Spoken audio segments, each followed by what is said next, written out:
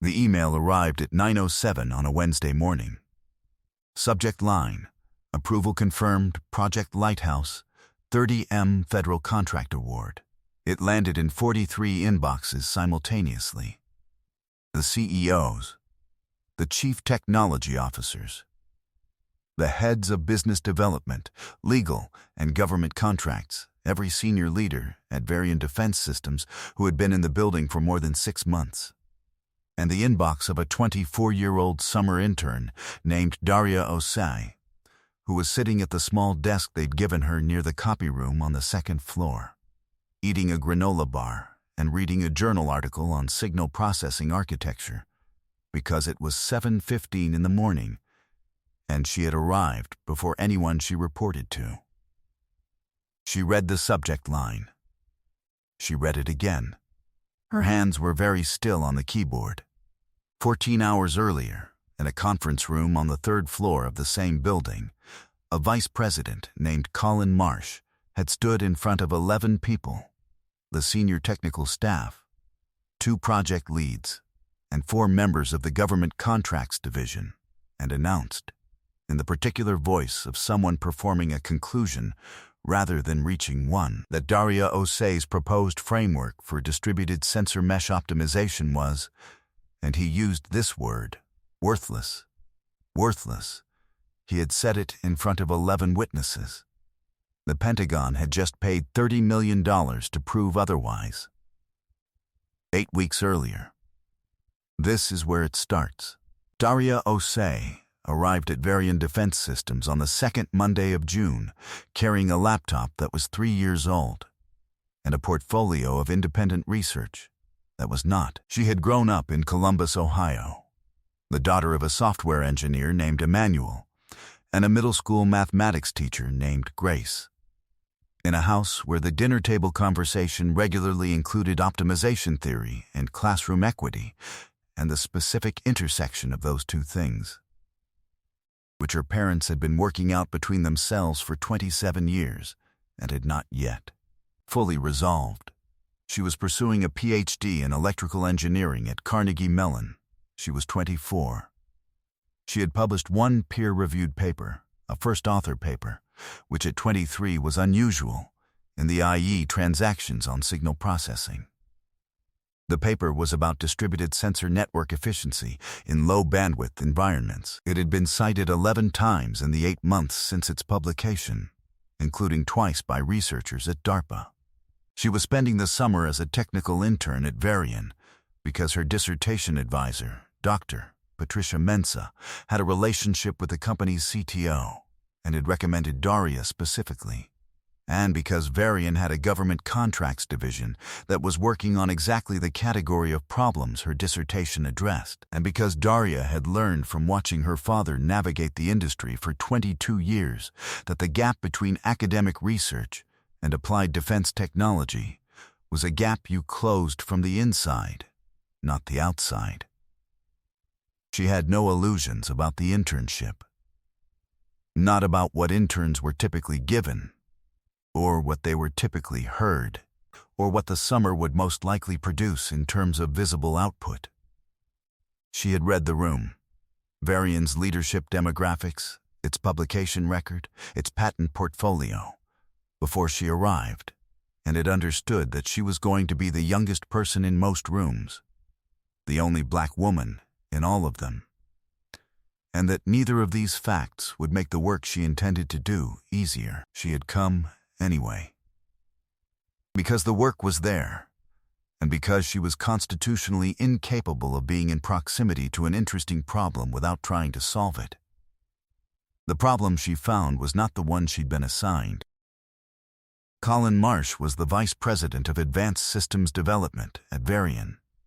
He was 53 years old, a former Air Force engineer with a doctorate from MIT and 17 years at the company, long enough to have been part of 3 significant contract wins, long enough to have built a team in his own image, long enough to have developed the particular professional certainty of someone whose judgment had been validated often enough to make the validation feel like inevitability.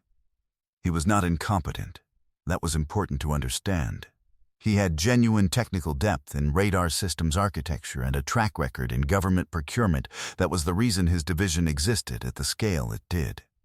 He was also a man who had spent 17 years in a professional environment where the youngest person in the room was rarely the most useful one, and who had developed from that experience the kind of calcified assumption that does not feel like an assumption from the inside.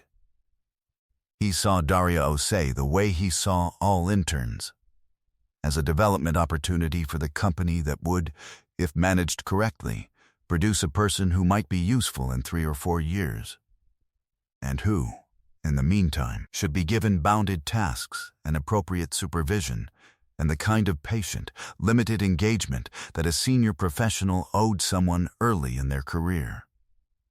He had not read her paper. He had received the summary his assistant had prepared, 3 sentences, and had noted that she was a strong student at a good program and had assigned her to a data validation project that would keep her occupied and out of the way while the actual work proceeded.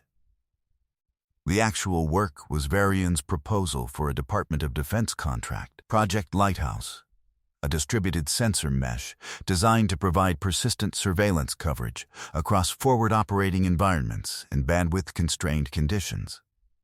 The contract was worth an estimated $35 million. The proposal had been in development for 4 months. The submission deadline was 6 weeks from the start of Daria's internship. The proposal had a problem, not a small problem, a structural problem in the sensor mesh architecture, a gap in the coverage model that appeared only under specific conditions of network node failure, conditions that the proposal's current framework modeled inadequately. The problem was in the math, specifically in the way the proposal handled dynamic reconfiguration of mesh topology when more than 30% of nodes dropped simultaneously, a scenario that was, in any realistic forward operating environment, not a corner case, but a regular operational condition. Daria found it on her 3rd day. She was not supposed to be reading the proposal. She had been assigned the data validation project and had finished it in 4 hours. It had been scoped for 2 weeks, which she had understood immediately was not because it required 2 weeks, but because it was meant to occupy her for 2 weeks. And she had completed it in 4 hours, because she could, and because she found waiting for permission to do real work intolerable in a way that she had learned to manage, but had never learned to fully suppress. She had been looking for something to do. The proposal document was in the shared drive she had access to. She had opened it at 9:15 on her 3rd morning, planning to read it the way she read everything, completely, with the particular attention of someone looking for the thing that doesn't fit. She found it at 11:40, the topology reconfiguration gap, node failure beyond 30% threshold.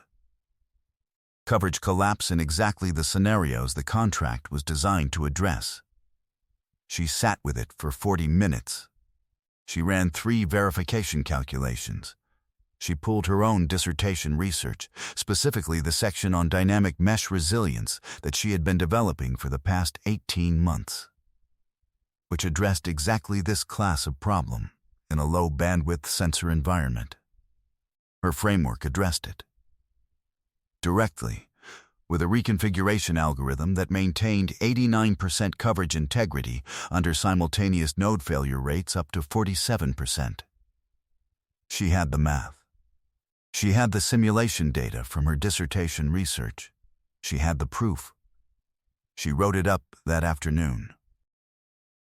Not in the tentative, hedged language of someone who is not sure she belongs in the room, but in the clear, specific technical language of someone who has found a problem and solved it, and is communicating the solution accurately.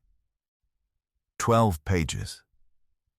The gap identified, the consequences described, the solution presented with full mathematical derivation and simulation results. She sent it to her assigned supervisor, a senior engineer named David Kim, with a note that said she had found something in the proposal she thought needed attention. David Kim read it the following morning. He forwarded it to Colin Marsh without response.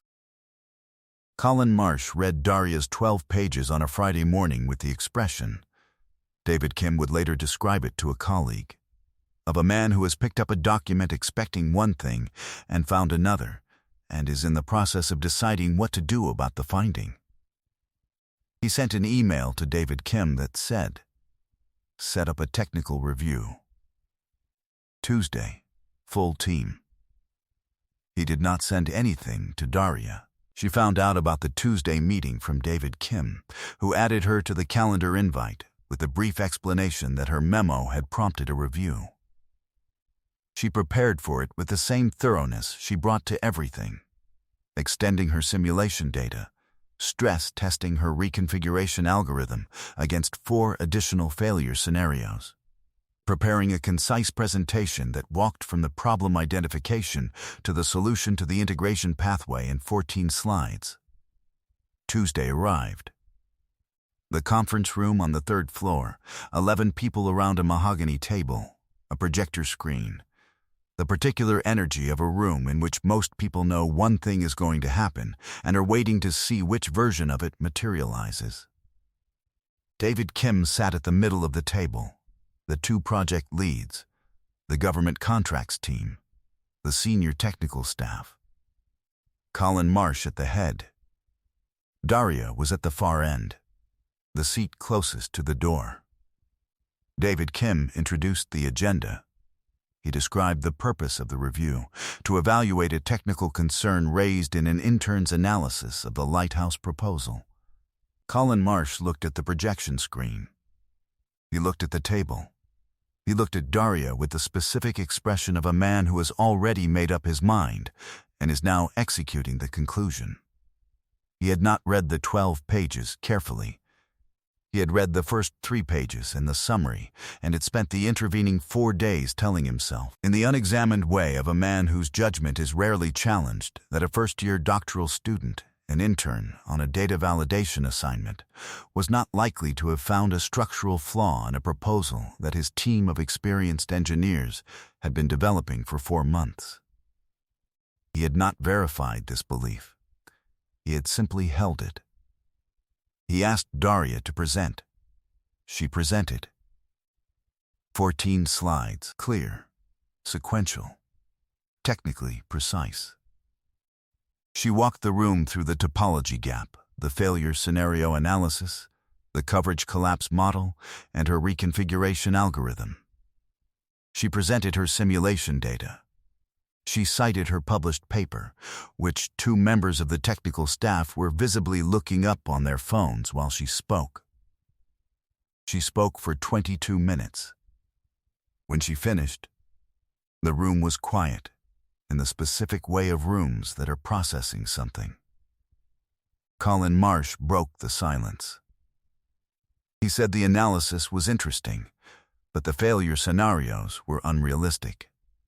He said the 30% threshold was an edge case that the proposal's operational parameters already accounted for. He said the reconfiguration approach was theoretically sound, but practically unnecessary given Varian's existing mesh resilience protocols. He said, "This is the kind of work that looks impressive on paper, but doesn't account for how these systems actually operate in the field." He looked at the room, not at Daria. "The proposal is sound as written. We're not going to restructure the architecture 6 weeks before submission based on an analysis that doesn't reflect operational reality." He paused. Then he said, "The idea is worthless." The room was very still. 2 members of the technical staff had their eyes on the table. One of the project leads, a woman named Sandra Cho, who had been at Varian for 9 years and had developed, across those 9 years, a finely calibrated sense of when a technical argument was being dismissed on its merits, and when it was being dismissed for other reasons, had the specific expression of someone watching something she intended to remember. Daria Osei looked at Colin Marsh. She did not look away. She did not lower her eyes. She did not perform the particular kind of visible shrinking that the room might have expected. that some of the people in it were perhaps hoping for. Because a shrunken response would have validated the conclusion and allowed everyone to move forward more comfortably. She looked at him with the composed, unblinking steadiness of a woman who had grown up at a dinner table where the conversations went on until the argument was actually resolved, and who had published a paper in IE Transactions at 23, and who knew, with the specific, unshakable certainty of someone who has done the math 3 times and verified it twice more, that she was right. She said, "The failure scenarios are documented in Appendix B with operational data from 3 active deployments and analogous environments. The 30% threshold is not a parameter I selected. It's the median historical node failure rate across those deployments, sourced from public DoD post-action reports." She paused. "I can send you the citations." Colin Marsh said the meeting was adjourned. Remember this moment. Because 14 hours later, the Pentagon was going to respond. Here is what Colin Marsh did not know, because it had not occurred to him to ask. 3 weeks before the Tuesday meeting, the DoD's technical evaluation team assigned to the Lighthouse proposal request had made an inquiry to Carnegie Mellon's electrical engineering department, a standard backgrounding request, part of the technical due diligence process for high-value defense contracts.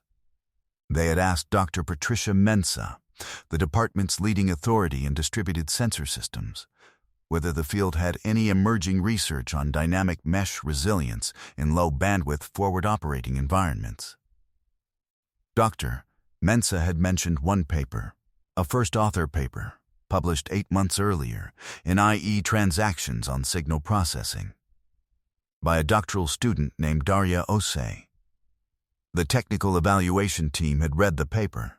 They had read it carefully, which is to say they had read it the way engineers at the Pentagon read things that might affect a $30 million procurement decision, with full technical attention, multiple reviewers, and the specific forensic rigor of people whose job is to find the problems in proposals before the money is committed.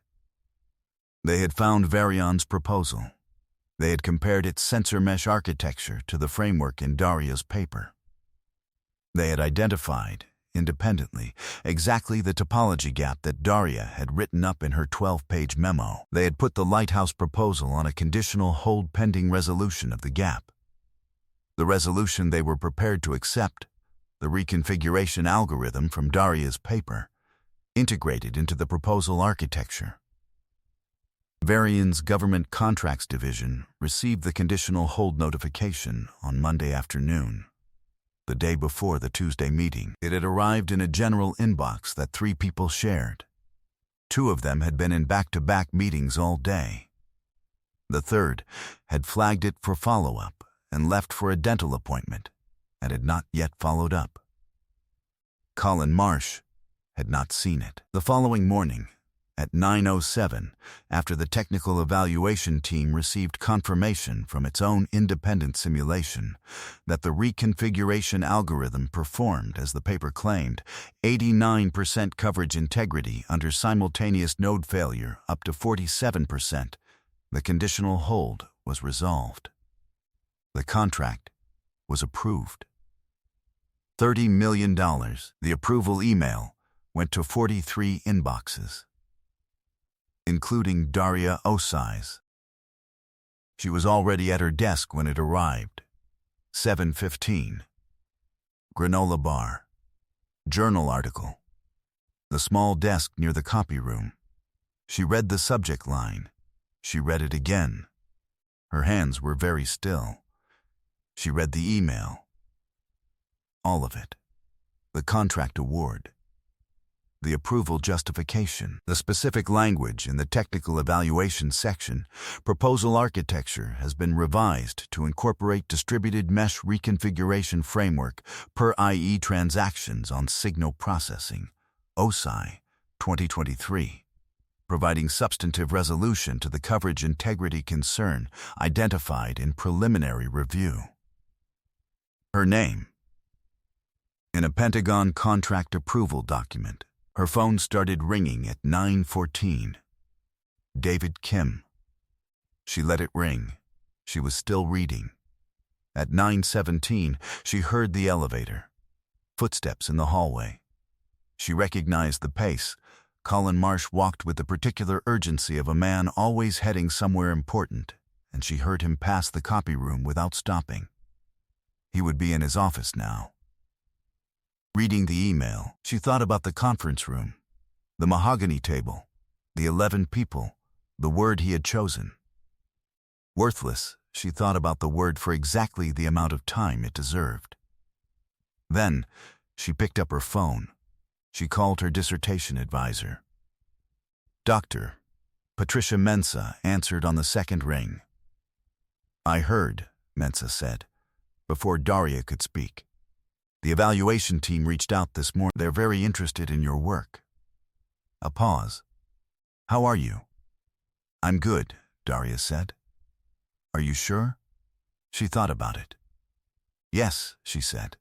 "I'm sure." She was. Colin Marsh came to her desk at 10:03. He stood in the entrance to the copy room alcove, the small space with the low desk that Varian had given its intern, because nobody had thought to give her anything better, and he looked at her with the expression of a man who is deciding, in real time, what kind of man he is going to be. He was not a villain. He had genuine expertise and a real record, and he had spent 17 years making decisions that were mostly right. He had also, on a Tuesday afternoon, looked at a piece of work that was correct and called it worthless, and the word was now in the room between them like an object that neither of them could move.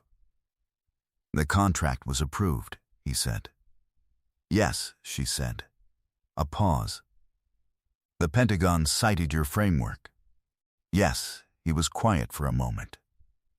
He looked at the desk, at the 3-year-old laptop and the journal article and the granola bar wrapper and the 12 pages of her memo, printed and annotated, sitting in a neat stack beside her keyboard.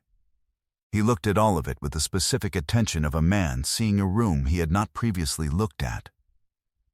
"I called your idea worthless," he said, in front of the team. She held his gaze.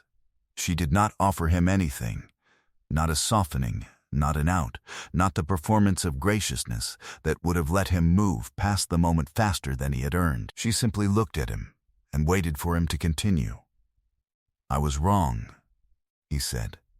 "I was wrong about the technical argument, and I was wrong about—" He stopped. He started again. "I didn't read your paper before the meeting. I should have. I dismissed the analysis before I actually evaluated it."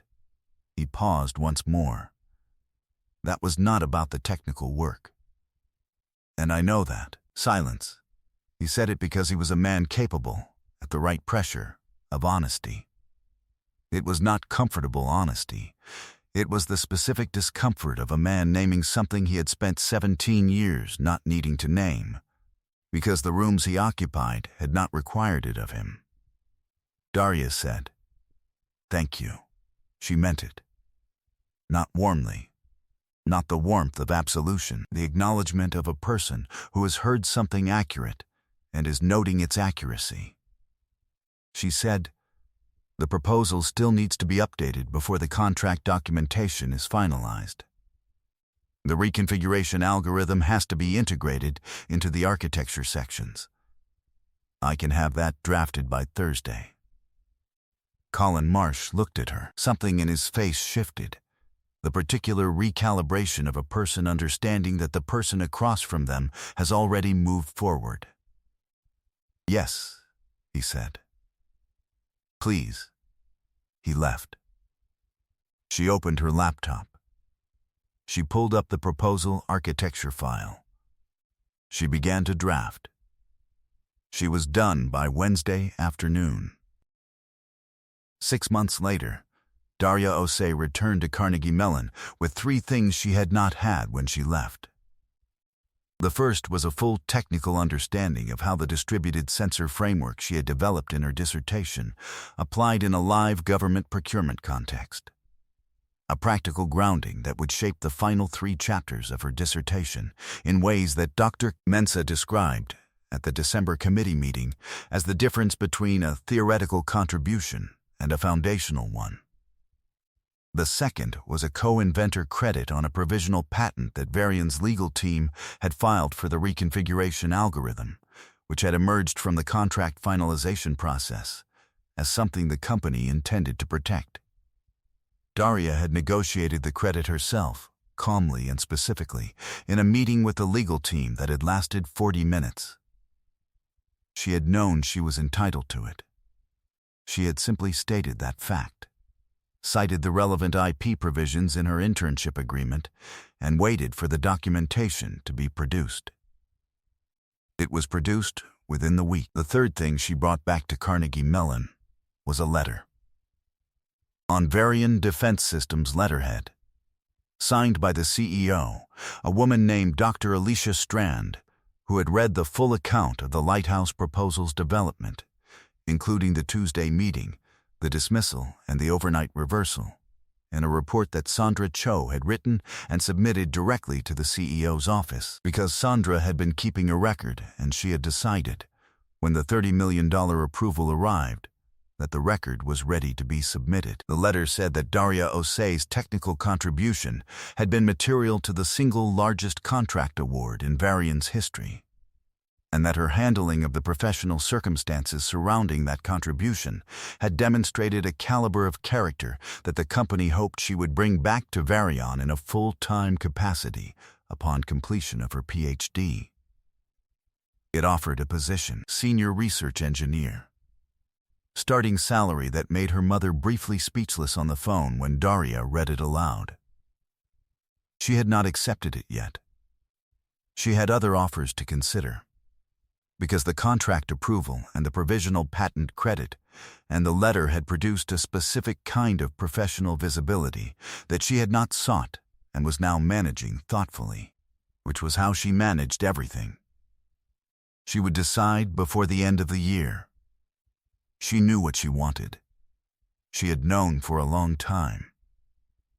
She wanted to build things that worked, not things that looked impressive on paper, but things that performed in the conditions they were designed for, in the field, under real pressure, when the nodes started failing, and the coverage had to hold. She had proven she could do that.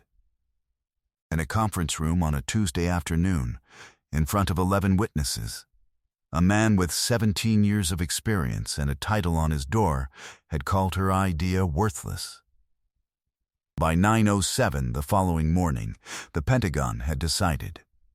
She had printed the approval email. It was in a folder in the back of her desk drawer, not displayed, not framed. Filed. She would know where to find it if she needed it. She was not sure she would. She had the work. She had always had the work. The work was enough. It always had been.